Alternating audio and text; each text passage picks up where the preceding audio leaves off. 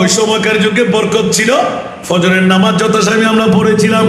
আর বর্তমান যুগ সন্ধিক্ষণে আমরা যদি দেখতে যাই, ইমামে হুসাইন বর্তমান যুগের প্রশিক্ষণ দিলেন। আলী আসগর সহ মাত্র 3 কি 4 জনের কোনো নুসখা নেয় নাই। প্রতিজনের জন্য এক একটি করে কোরআনের নুসখা। কারবালার তাবুর মধ্যে ছিল, ফজরের নামাজের পর ইমামে হুসাইন কিছুক্ষণ পর পর মুখ বুলাইয়ে দেখতেন সবার পক্ষে কোরআন তেলাওয়াত হচ্ছে কিনা। উঁচা আওয়াজ দিয়ে বলুন না সুবহান। খোদার কসম, 2 রাকাত শুকরের নামাজ আদায় করেন, মিথ্যা ছেড়ে দেন, 5 ওয়াক্ত নামাজ যথাসময়ে পড়েন, হারাম থেকে পেটটি বাঁচান। বর্তমান প্রেক্ষাপটের মধ্যে আসেন, আল্লাহর কোরআন তেলাওয়াত করেন, মাত্র আপনার পঞ্জেগানা নামাজটা ঠিক রাখেন, মিথ্যাটা ছেড়ে দেন। সুবহানাল্লাহ।